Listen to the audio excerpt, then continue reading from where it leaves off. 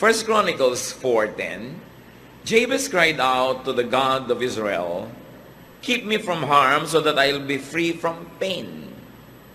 And God granted his request. So ano po ang ginawa natin yan? At anong dapat natin gawin sa maiksing buhay na ito? Minimize pain. Dapat paliitin natin, pakontiin, padaliin yung mga panahon na merong nararamdaman tayong masakit. More than physical pain, ang pinag-uusapan natin dito mga kapatid is emotional pain. Sasandali ang buhay. Halimbawa mo, 8 hours a day nakakatulog ka, di 1/3 of your life tulog ka. Kasi 1/3 of a day is 8 hours. So kung nabuhay ka ng 60 years, 20 years kang tulog. So ilan na lang oras ang natirang gising ka a day? Let's say, another 8 hours, professionally, nagtatrabaho ka, may ginagawa ka, and then all the other 8 hours, so ka naliligo, naglalaba, gumagawa ng mga kung ano-ano. Ilang oras talaga ang meron kang daladalang pain? Dapat iksian yan. We should minimize pain. And what brings about pain in life? Conflict. We should minimize conflict. Yung meron kang kalaban, meron kang kainitan ng ulo, meron kang kakumpetensya, alangan namang araw-araw sa iyong buhay. Alagaan mo na may ganon. So pag may conflict, what should you do? You harmonize or you avoid. May conflict ka sa iyong biyanan, alangan namang buong buhay may conflict ka. Alangan mang habang nandiyan siya, nandun ka, may conflict kayo. Gusto mo bang gano'n ang buhay? So what should you do? You harmonize or you avoid. Hindi mo talaga ma-avoid, edi kailangan bumukod ka ng tirahan, lumayo ka ng konti. Pero mas maganda, harmonize. Pag-aralan mo yung mga bihilig niya, yung gusto niya, sakyan mo na lang, hindi mo na kamamatay. Ganon din naman yung biyanan sa manugang, yung kapatid sa kapatid. Kasi ang hirap ng buhay natin pag may conflict. Meron naman mga tao, wala nang conflict, lumilikha pa ng conflict. Nangiintriga, gumagawa ng gulo, naghaharap ng kalaban, then pain comes into your life. Another bringer of pain is trouble. Awayan. Siyempre, yung conflict, pag lumaki, trouble na. What should you do, therefore? In this short life, make peace. Yun ay tinuturo ng Panginoon make peace. Sandali ka lang mabubuhay, uubusin mo pa sa trouble, pwede ka naman gumawa ng paraan para maging peaceful ang iyong buhay. Sa peace naman, dalawa lang yan manalo ka o magpatalo ka para may peace. Lagi kayo nagko-conflict mag-asawa, hindi ka naman manalo, magpatalo ka. Kasi kung talo ka na, wala nang labanan. Yung mga pagpapatalo na madali lang naman, halimbawa gusto niya yung aircon malamig, ikaw giniginaw, doble mo lang kumot mo. Magpatalo ka na lang para peaceful. Pero kung mananalo ka, di manalo ka, syempre gusto rin naman niya siya ang manalo. Lalo sa pag-ibig, hindi mo dapat goal manalo. Dahil sa tunay na pagmamahalan, pareho lang kayong bihag ng isa't isa. Dapat ganun para tahimik ang buhay. What else brings trouble in life? Struggle. Pakikipag-compete, pakikipagpagalingan. Lahat ng tao may kanya-kanyang galing. Hindi mo pwedeng halimbawa madaig ang isang tao doon sa area ng galing niya, sa area mo naman, iba ka, hindi kanya madadaig. Huwag kayong mag-contest in the same field because one will lose, one will win. Operate in your field of giftedness. So pag may struggle, you win or you lose. Ganun din yun. What else brings trouble in life? Friction. Magkakamag-anak lahat yung pinag-uusapan natin. Laging may friction kayo ng hipag mo, may friction kayo ng employee, ng employer. Well, anong ginagawa pag may friction? You lubricate or you avoid the friction. Di ba yung mga makinang nagkikiskisan, nilalangisan para huwag magasgas at huwag masira. Ganun lang yun, yung mga kumisang langis na inilalagay mo para ang buhay nyo madulas, maluwag, madali. Mga kabaitan lang yun, thoughtfulness, pagpaparaya, pagbibigay, lumuluwag, dumudulas ang mga bagay na masakit at mahapdi. So, you lubricate. What else makes life difficult? Complication. So what do? Simplify. Lahat ng mga yan, tatantarin natin ang verses na support, ang dami, at hindi na natin gagawin ngayon. I want you to see the overview. That what must be done in this short life is first of all to minimize pain. You simplify. Halimbawa, ang dami mong load, ang dami mong bigat, ang dami mong dinadala, well, you fortify yourself or you unload. Ganun lang naman yun eh. Sa weight training, well, magbubuhat ka ng mabigat, yun ang goal mo, palakasin mong muscle mo, mag-diet ka, mag-exercise ka, o kung hindi mo kaya o gusto, bawasan mo yung bubuhatin mo. Nahihirapan ka sa buhay dahil ang dami mong hinuhulugan, di bawasan mo ang hinuhulugan mo, ihulog mo yung iba. Nahihirapan ka dahil ang dami mong role na pinapapel sa buhay, magbawas-bawas ka. Operate only in areas where you are gifted para mas madali.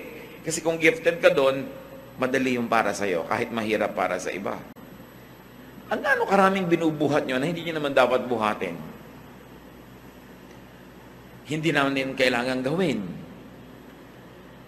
Kayo mag-isip niyan mga kapatid, kasi marami tayong dala na hindi naman kailangang dinadala. Isa pa, pressure. Ang daming pressure sa buhay.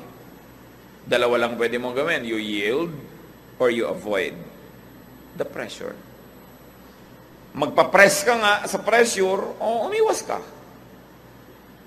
Remove or avoid your cause of pain.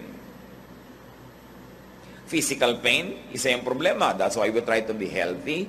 We try to live a balanced life para mabawasan natin yung pain or ma-avoid. Emotional pain, halimbawa. Spiritual pain. Pag alam mong lumalabag ka sa kalooban ng Diyos, hindi ka mapakali, may guilt feelings ka, ba't ka lumalabag? Di sumunod ka na lang. Mahirap pong sumunod. Di ba nahihirapan ka rin naman sumuway? Pareho lang mahirap. Dito ka na sa pagsunod, wala ka pang guilt. Nagigilty ka pala, hindi ka mapakali. Pastor, binabagabag po ako ng konsyensya ko dahil meron po akong affair. Di tanggalin mo. Alam mo palang nababagabag ka eh. Simplify life para mabawasan yung pain. So you remove or avoid the cause of pain or desensitize yourself to pain. Bakit tayo may mga kalyo na tinatanggal nila pag nagpapa-foot spa ka? Kaya kami kalyo dahil laging gumagasgas yung sapatos, may conflict, di ba? Merong friction. Yung sinusuot mo sa paa at saka yung paa mo. So sa area na laging may kiskisan, may friction, yung paa mo gumagawa ng paraan para huwag masaktan. Naglalagay ng kalyo. Tapos tatanggalin mo pag nagpa-foot spa ka, di masakit uli. Hayaan mo marami kang kalyo para di ka masaktan. Kita mo yung mga taong makakapalang paa, nakatapak na ng thumbtacks, di pa nalalaman. Ang kapal ng paa eh.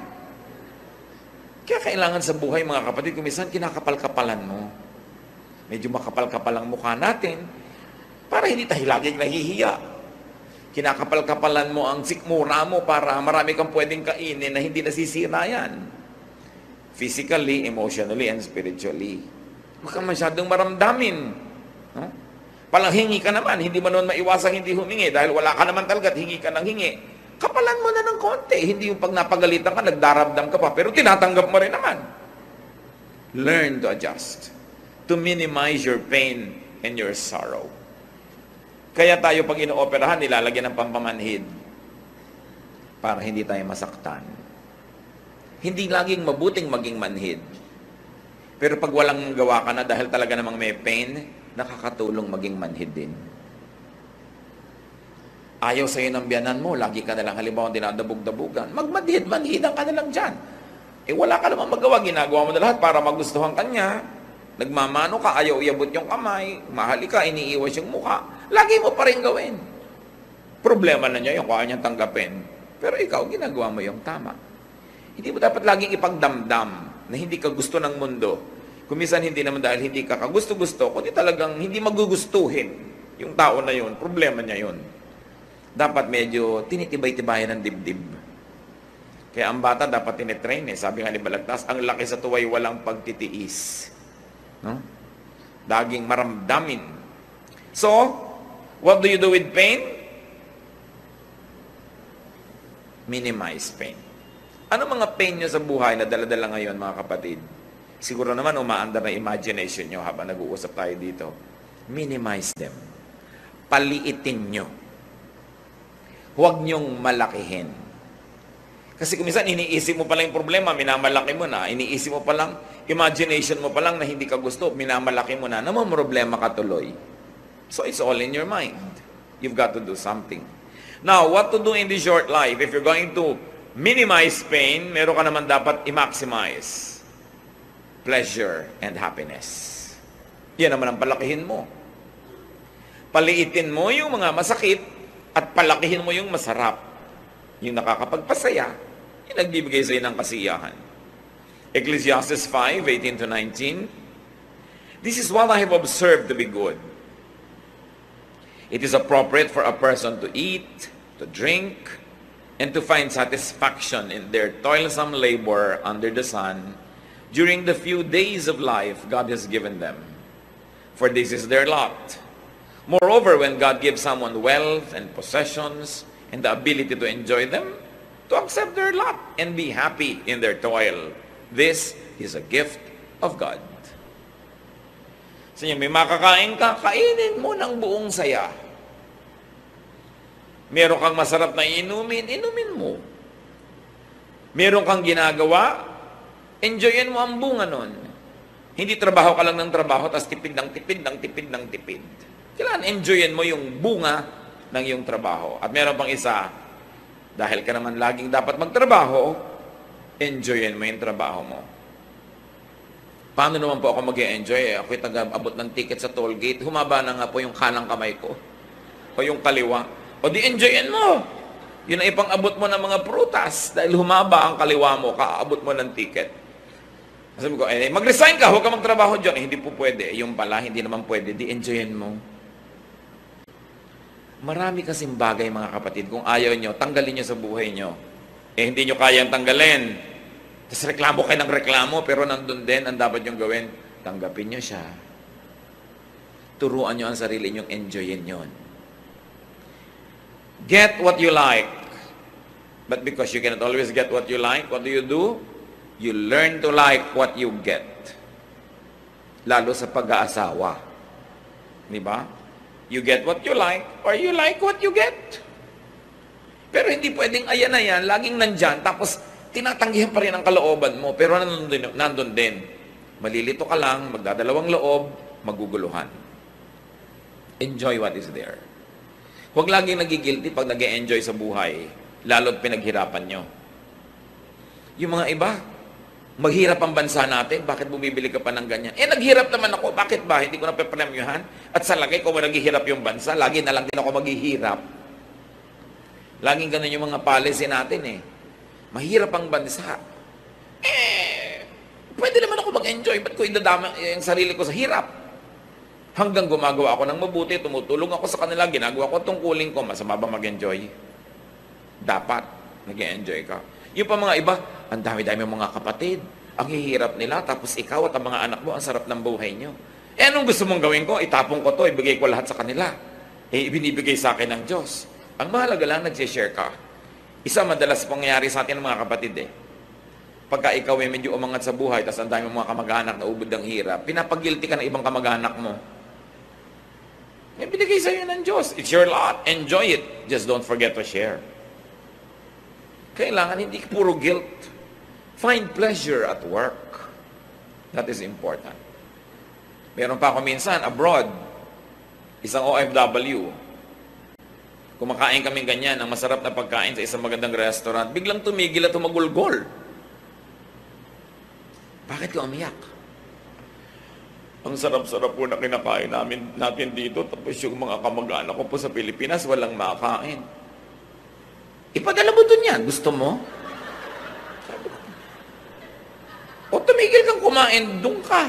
Dahil nawawalan kami ng gana. Alam niyo naman ako sa kaprangkahan, sinasabi ko talaga yun. O gusto mo lumabas? Hindi po. Gusto mo ipadala? Hindi po. Di kainin mo! Kaharap mo na yung pagkain, drama ka pa ng drama dyan. Sa palagay mo ba, kung hindi ka kumain ngayon, mabubusog sila doon. Binibigyan ka, enjoy it.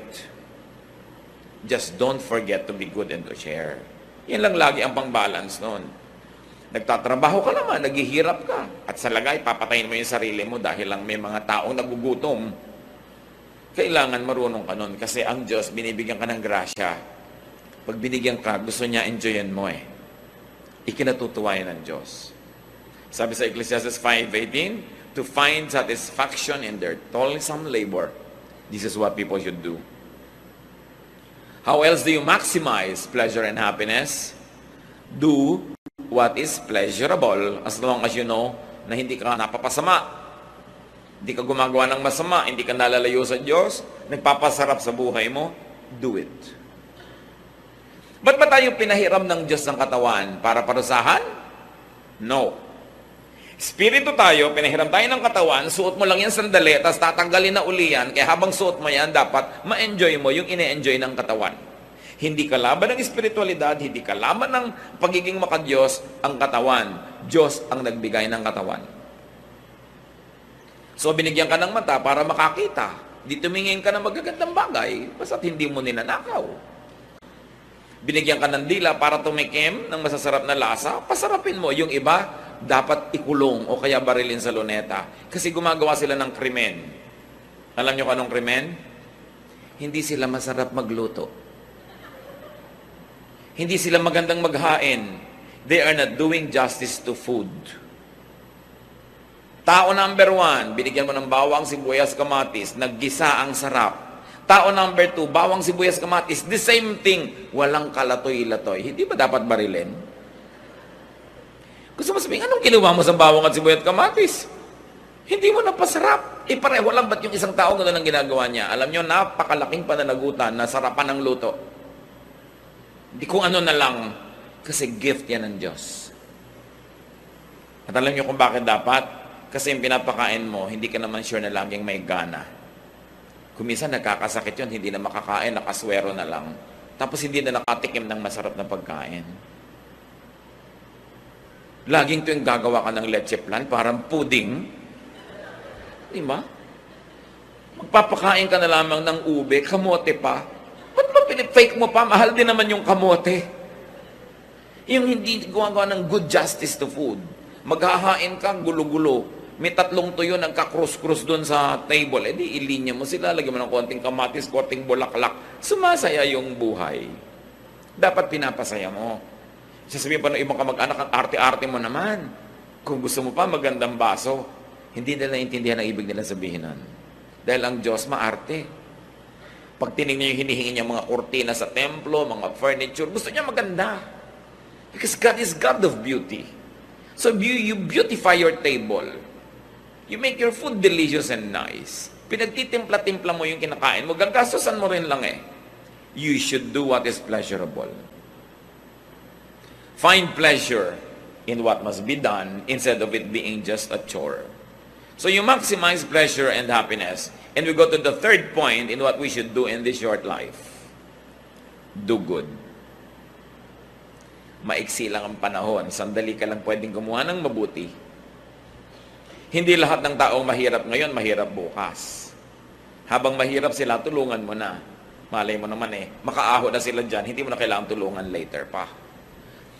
Yung kailangan mong tulungan mo na ngayon kasi hindi naman laging mangangailangan yan. Sabi na nga nila, people need help in the beginning and at the end. So sa simula, tutulungan mo. Doing good gives mystical pleasure. May saya na hindi maintindihan ang taong nagbibigay ng bukal sa loob. Ito ang saya na hindi mararanasan ng mararamot.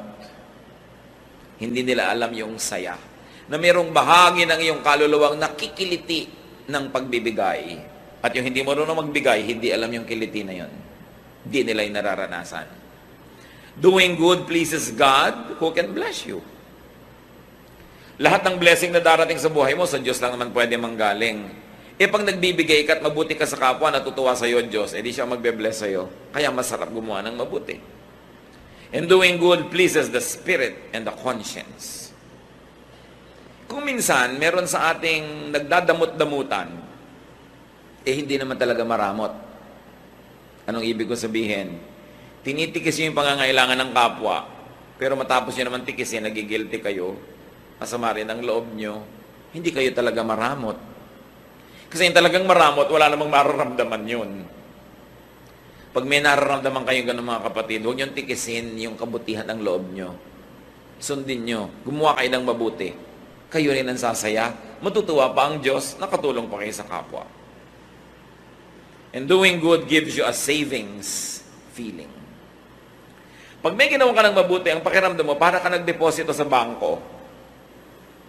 Pero pag kaya mong gawin, di mo ginawa, ang feeling mo parang may darating na parusa sa'yo. Bakit ka mabubuhay na may ganung feeling na negative? Pwede ka namang mabuhay ng positive yung feeling na meron kang dineposit. At ang totoo nun, may dineposit ka talaga. Meron pang isang maganda.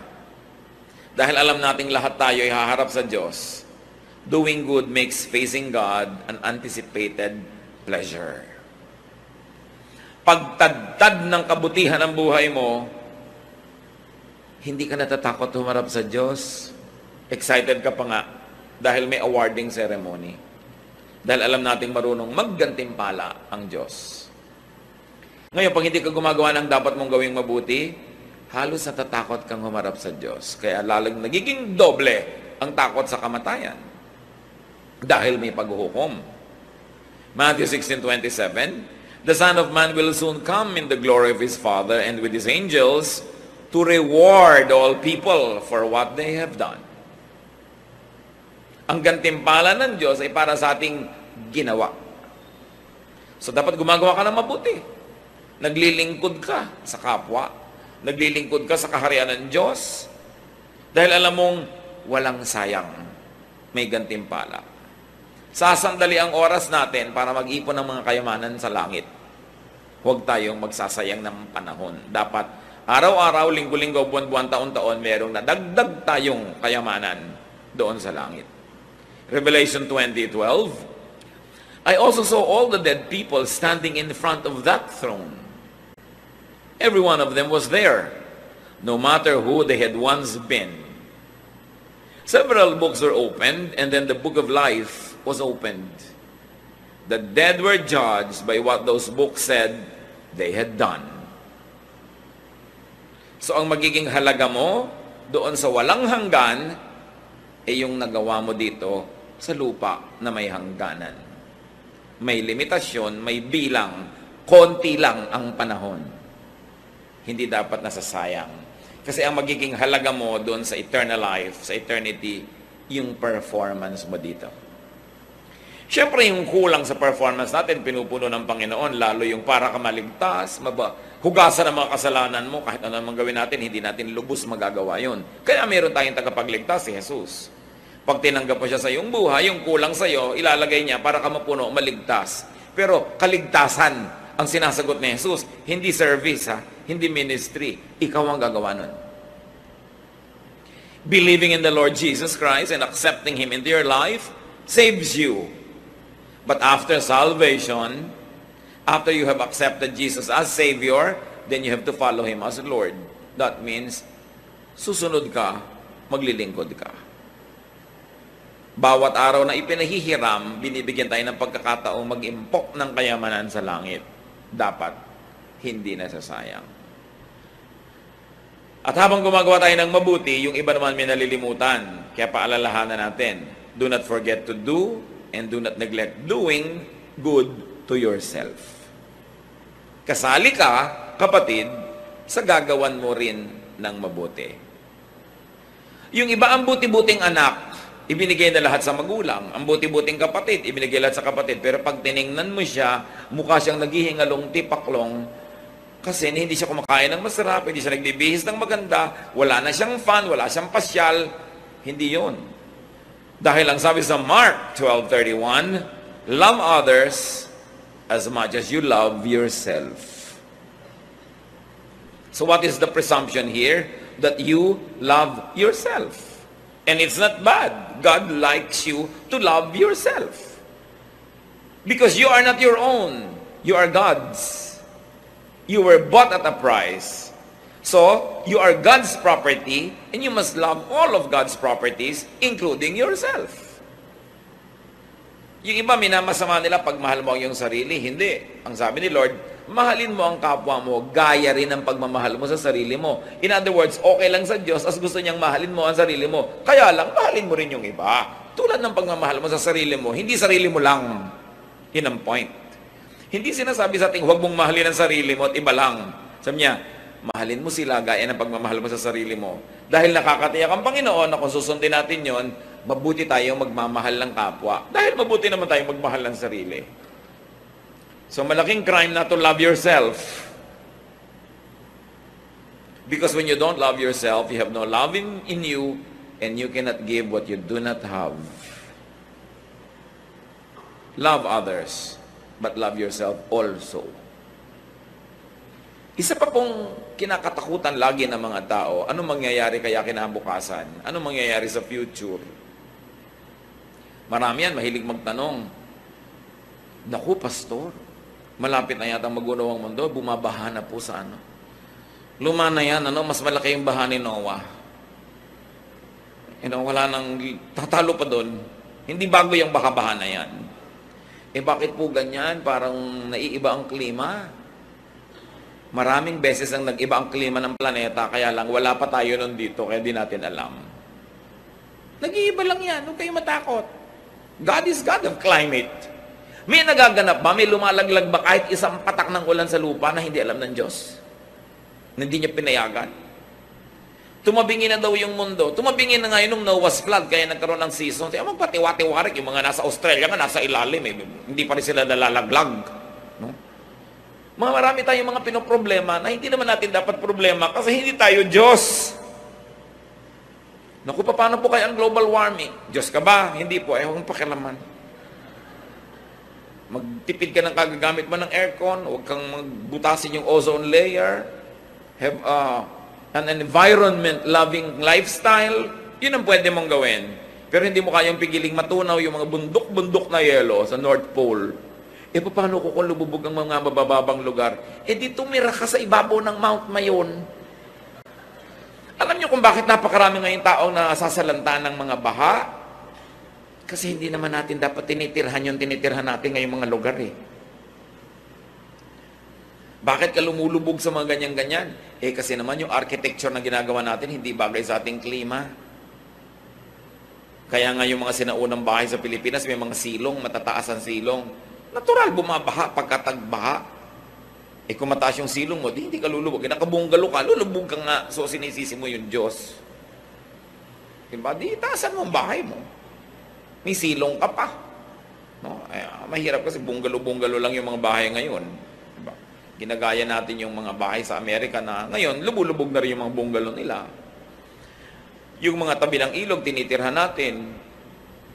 Hindi naman tinitirhan yan Tapos yung mga gilid ng ilog, sinasakop mo, hindi naman sa'yo. Pagkatuloy dumating yung maraming ulan, walang puntahan, di natural, papasok sa bahay mo dahil nandun ka Ang dami-dami pang lugar sa planeta na walang bahay. Hindi rin binabaha. Mali lang ang lugar ng mga tao. Kaya dapat yan, iniisip natin, huwag kayong natatakot sa mga ganyan. Because God is God. No? At kung gusto ba niyang ilubog ang lahat, tulad nun, di ba binuhay niya si Noah? Dapat ang isipin nyo, sana pag pinalubog ng Diyos ang lahat, maisipan naman niya akong buhayin. So, i-please mo ang Diyos. Dahil siyang may hawak Huwag mong hawakan yung hindi mo kayang hawakan. Huwag mong problemahin yung hindi mo kayang lutasin. At pag walang kalutasan, hindi problema yan. Dahil ang problema, may kakambal na solusyon. Pag walang solusyon, therefore, hindi problema. Hindi dapat pinoproblema kasi walang solusyon. Tanggapin mo lang, mag-adjust ka. Iniisip mo yung ano kayo mangyayari from ganito, pagdating ng panahon, para kayo sumaya, what to do in this short life, mga kapatid, live by the day. Hindi mo alam ang mangyayari sa isang taon, pero alam mo ba nangyayari ngayon? Opo, di ngayon ka mabuhay. Kasi itong alam mo, bakit pina-fast forward mo yung wala pa? Matthew 6:34, don't worry about tomorrow. It will take care of itself. You have enough to worry about today. Tanim niyo sa isip niyo yan. Huwag mong alalahanin yung bukas, aalagaan niya ang sarili niya. Ang alalahanin mo lang yung ngayon. At siguradong yung ngayon, kayang-kaya mo yan sa tulong ng Diyos. Nanghihina lang ang loob mo kasi yung mga darating pa, sinosolve mo na ngayon. Pagdating niya, tsaka mo solven. Malay mo lang, pagdating nun, wala ka na rito. Tapos pinoblema mo pa, doble lugi mo. Enjoy the day, savor the moment. Ang araw na ito, pahiram, gamitin mo mabuti. Yung nakaraan, kahapon, kumbaga sa pera, nagastos na yon, wala na. Yung bukas, promissory note lang yun. Hindi mo nga alam kung matutupad o darating. Ngayon lang yung cash. Spend it. Enjoy it. No? Huwag mo rin sobrang isave kasi yung gastos mo bukas, bibigyan ng Diyos ng panibagong budget. Binadgetan ka ngayon, di mo ginastos. Nilaan mo bukas. Bukas may iba na naman budget yun eh. Because the blessing of the Lord is new every morning. It's new, hindi siya kulang. Kung minsan, you're playing too safe, so para ka rin magtipid, hindi ka na nag-enjoy. Although, magbuti naman nagsisave ka kahit paano. Kaya dapat binabalance mga kapatid. Dapat alam mo rin how to enjoy the day. Kasi ang araw na ito, pag hindi nyo na-enjoy, hindi na ito babalik kahit anong gawin nyo. Tapos na to. So habang narito, lasapin. Bukas, may panibagong grasya. Bukas, nandun pa rin ang Diyos. Napakaganda ng inilaan ng Panginoon para sa atin. Sabi, no eye has seen, no ear has heard, no mind has conceived what God has prepared for those who love Him. Ibig sabihin, papaganda ng papaganda yan, hindi papangit. Huwag ka masyadong magpatakot sa mga nananakot lagi. No? Ang mahalaga, please God. Trust God.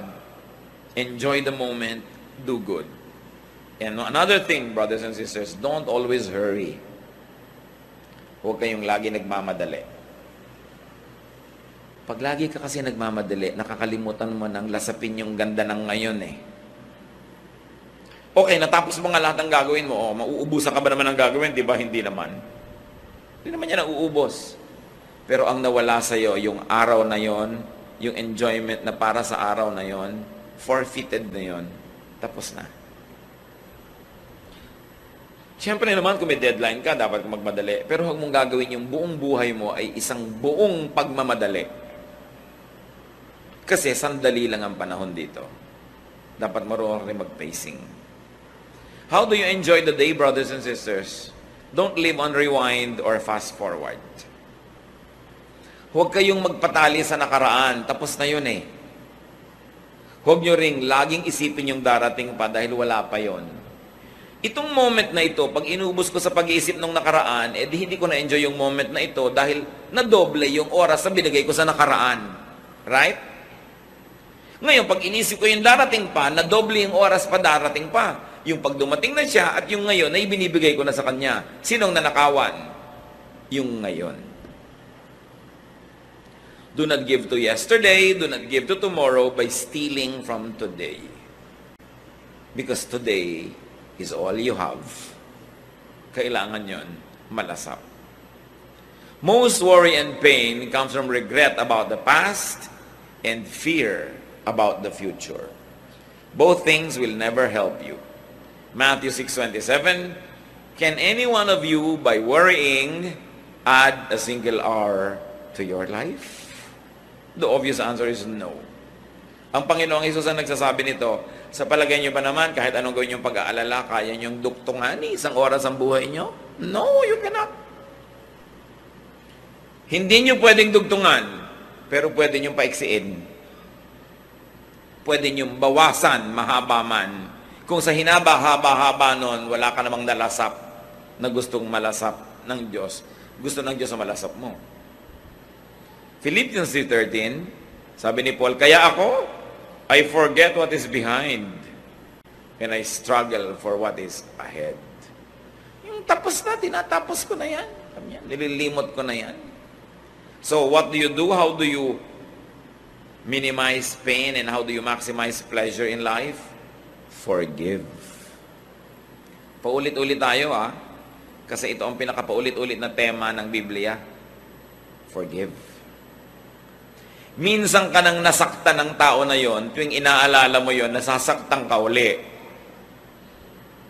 So minsan lang yung sinaksak yung puso mo, pero tuwing ginugunita mo yon ng may sakit, hinanakit, galit, ikaw na sumasaksak sa puso mo nun, pinapaulit-ulit mo na.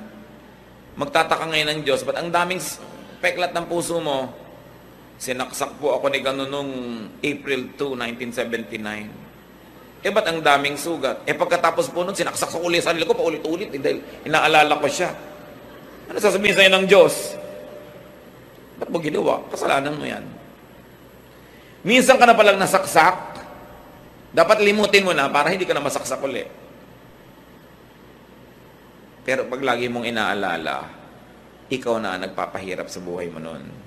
Kaya ang itinuturo ng Panginoon, forgive. Why forgive? Kasi hindi mo na pwedeng ibalik yung panahon. Nangyari na eh. Magpatiwati-wari ka man dyan, hindi na maibabalik. So magpatawad ka para yung natitira pang oras sa buhay mo, huwag madamay dun sa nasira na noong nakaraan. Lumalaki yung sira abang di ka nagpapatawad. And while it is difficult to forgive, also try to forget. Gano'ng karami mga nariyan, may mga hinanakit kayo sa magulang nyo hanggang ngayon nandiyan sa puso nyo. Dahil napakaraming nabasag na palayok sa mukha nyo yung nanay nyo. Di ba? Dahil may initin ng ulo, sa inyo galit na galit. Pero yung iba nyong kapatid, hinihimas-himas pa niya yung mukha. May ganun eh, di ba? Okay, unkind sa iyo yung magulang mo nun. Nung pa yun, tapos na. Habang inaalala mo ngayon, ikaw na yung unkind sa sarili mo.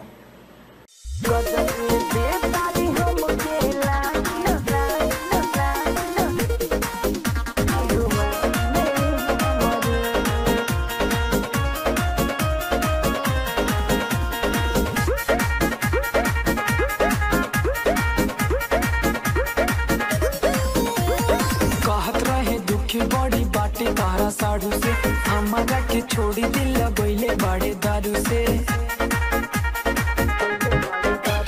कहत रहे दुखी बड़ी बाटे तारा साड़ू से हमारा के छोड़ी दिल गईले बड़े दारू से होइले बाटे चिखना दे जा वाइने हमरो होइले बाटे चिखना दे जा वाइने हमरो. Dapat mo malaman ikaw na gumagawa niyan dahil hindi na nila uulit. Nasa ba yung magulang mo na hinahataw ka ng palayok? Patay na po. Ba't ang dami po rin pasa? Hataw-hataw ko po sarili ko Naala-alala ko. Di, sino may kasalanan? Ikaw. Tandaan niyo mga kapatid ano man yung atraso sa inyo ng mundo, ng taong ito, hindi na yun matatanggal kasi tapos na. Ang pwede nyo nilang gawin, huwag nyo nang i-replay. Kayo pag nakakita ng pangit na eksena sa pelikula, gusto nyo replay, rewind. Di ba ayaw nyo? Ba't nyo nire-replay yung mga sama nyo ng loob, mga galit, mga hinanakit? Tama na. Kasi self-torture yan. Sabi ni Paul, I forget what is behind. If you cannot forget it because you're godly, at least forget it because you're wise. Because you are the beneficiary when you forgive and forget. Lalo't namatay na, huhukayin nyo pa ba sa lupa, gaganti pa kayo? Wala na eh. At kahit gumanti pa kayo, hindi na rin maibabalik yung natanggal sa inyo, yung nasaktan sa inyo. So, ang pinakamaganda na lang gawin dyan, ilibaon nyo na, kalimutan nyo na, and travel on as best as you can. Marami pang natirang pagpapala ang Diyos. Ngayon, nabubulag tayo, hindi natin nakikita yung pagpapala kasi lagi nating nililingon yung dating mga pait at dusa at hirap ng buhay natin. Nadadaya tayo.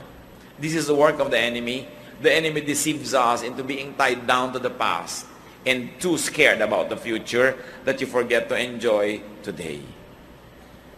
Si Lord ang may sabi, live by the day. Let tomorrow worry about itself. Alam niya ang itinuturo niya sa atin. At panglima, that we should do in this short life, prepare to meet your God because you will. Ecclesiastes 12:7, pag namatay tayo, the dust returns to the ground it came from, and the spirit returns to God who gave it.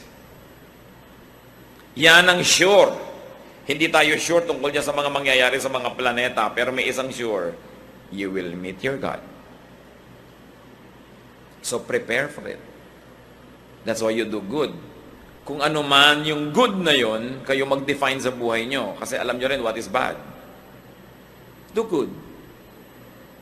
Make peace with God. Banggain nyo na lahat, wag lang Diyos. Suwayin nyo na lahat, wag lang Diyos. Kalimutan nyo na lahat, wag lang Diyos. Yan ang pinakamalaking pagkakamali na pwede natin magawa. Make peace with God. Because when you are at peace with God, all else will follow. At kahit awayin ka ng mundo, kakampi mo naman ng Diyos, nakasandal ka, hindi lang sa pader, sa Diyos. Huwag kayong gagawa mga kapatid nung alam nyo ayaw ng Diyos sa ginagawa nyo. Tapos gagawin nyo pa rin. Para lang sa cheap thrill, para sa konting saya, mas ang laki ng pagdurusa mo. Lugi ka doon. Make peace with God. Because when you're at peace with God, you're at peace with yourself. So pag may ginagawa tayo, araw-araw mga kapatid, maliit man o malaki, itanong nyo yung 5 nating mga issues about what to do in this short life. Itanong mo, will this minimize pain? Naiinis ako sa biyanan ko. Uubusan ko siya ng ulam. No? Titirhan ko ng mga kalansay ng isda. Ang isda pa naman dulong. Pero mahirap yatang hinainan nyo para itira mo na lang ang tinik. So itatanong mo, will this minimize my pain or will this increase it? May kalaban ako, lalo ko siyang sasaktan. Ang tanong, will this minimize the pain o lalo lang siya magagalit sa akin, gaganti, hindi na ito matatapos? Lagi nyo itanong yan, will this minimize my pain? Manonood ako ng malungkot na drama at pelikula, itatanong dyan, will this minimize my pain or will this increase it? Alam nyo na ang dapat gawin. Then you also ask, will this maximize pleasure? Magluluto ako, sasarapan ko pa ba to? Will this maximize pleasure? Then sarapan. Meron akong gagawin, will this maximize pleasure? Tamad akong mamalansya, pero lahat na lang na bumaharap sa akin, halos itago ko yung sarili ko dahil para akong hinugot mula sa kung saang maliit na lungga. Plansyahin mo na lang kasi it will maximize your pleasure in showing yourself to people. Diba? Yung itatanong mo, paano ko ba mapapadagdag yung sarap at ganda? Then, meron tayong ginagawa, you ask yourself, am I doing what is good? Tapos, nag-aalala ka na naman, may naaalala kang kahapon, bukas you ask yourself, teka, am I living by the day? Ine-enjoy ko ba ang araw na ito? O ginagawa ko ba yung mabuting tungkulin ko sa araw na ito? O nalilibang na naman ako at nadadaya ako at kung saan-saan nakakarating aking isip? At pag may ginagawa pa tayo mga kapatid, itong huli nyo itanong, will this prepare me to meet God? Lalo ko bang ikatutuwa? Nahaharap ako sa Diyos o iiwasan ko yung mga panahon na yun? What causes pain in your life? Konti lang pong pain sa buhay ang hindi natin pwedeng iwasan. Marami nga dyan, self-inflicted. Isipin natin lahat yun. Sabi sa Desiderata, strive to be happy. Pagsikapan mong sumaya. Pinagsisikapan yan, pinagtatrabahuhan yan, hindi yan nangyayaring natural lang. Sinasadya para ka sumaya. Mga naghahanap ng partner sa buhay, yung mga sinyong qualified pa, yung may partner na manahimik kayo dyan, like what you get. Naghahanap kayo ng partner in life, nagtatanong-tanongan kayo, ano bang hahanapin kong mga qualities? Diba? Isang quality ang sasuggest ko sa inyo, piliin nyo yung nagpapasaya sa inyo. Kahit walang masyadong pera, masaya naman kayo. Nabubulag yung iba sa pera, pero kung hindi ka naman masaya, ayaw mo na ugali niya. Para siyang bato pagkatabi mo. Diba? Masaya ka ba nun? Pipili kayo na makakasama sa lakaran, sino ba yung masayang kasama? Magsasama ka nung killjoy, magsasama ka nung pintasera. Wala, masisira lang araw mo. Eto ngayon, isa rin tong factor sa pagpili. Mapapasaya ko ba siya? Baka iba hinahanap eh. Hindi ikaw yun. Hindi mo siya mapapasaya. Kahit napapasaya ka niya, pag hindi mo siya napasaya, mauubos din yung pagpapasaya niya sa'yo. Siyempre, alam ka namang hindi maubos. Kasi palitan yan eh. So sa pagpili, bigyan nyo ng malaking halaga yung masaya ba kayo sa taong ito. Hindi yun, ako, nag-aaral yan dentistry, sa dami ng bubunutin niyang ngipin, ako, kikita tayo. Hindi yon. Kasi kahit naman siya mahirap ngayon, hindi mo alam kung yayaman din yan eh. Yung mayaman, hindi ka naman sure kung maghihirap yan. So hindi yun ang pagbabasihan mo. Hindi rin yung itsura. Malay nyo, huwag naman mangyari, nabusan ng kumukulong mantika. Naging mukhang parang chicharong bulaklak yung dating mukhang orchid niyang kutis. Kung yun lang yung kasiyahan mo, di nawala na. Pero yung ugali, madilim at maliwanag, yung ugali pareho yon. Kaya na po, sasaya ba ako sa ugali niya? At kung ngayon pa lang, meron kayong boyfriend, girlfriend, hindi naman kayo masaya sa ugali, at mukha namang walang senyales na magbabago ito, mag-isip-isip kayo. Alangan namang ubusin nyo ang isang buhay na ang kasama nyo, hindi kayo masaya. Iniisip yon. Sino ang magandang kasama? At maganda ba kayong kasama? Masaya ba kayong kasama? Alam nyo, dalawang bagay ang mahalaga sa buhay. Tanggalin natin yung mga religious kung ano-anong baggage. Dalawa. Dapat, masaya, ba? At dapat magaan. Pag masaya kayo, magaan ang loob nyo, kahit daganan kayo ng bundok-bundok na problema, you will survive. At yun, nasa ugali. Tiyakin din natin yung ugali natin, ini-improve natin na tayo yung magaan kasama at masayang kasama. It is a ministry. Sa palagay nyo, ang Panginoong Jesus, bakit ang mga makasalanan, yung mga kung ang hilig sa kanyang sumama? Kasi kahit hindi siya nagko-compromise, kahit yung tama, laging tama, mali, laging mali, pero magaan siya magdala. Hindi siya nakakasakal. Masarap siyang kasama. That's why he was a friend of sinners. Dapat ganoon din ang ating policy. Gaano karami pang araw, oras, linggo natitira sa atin mga kapatid na ipapahiram ng Diyos? Kung may nasayang na tayong marami nun, tigilan na natin yon. Let's maximize our happiness. Let's maximize the happiness of people around us. Maging agent of peace and happiness tayo. And let's minimize our sorrows.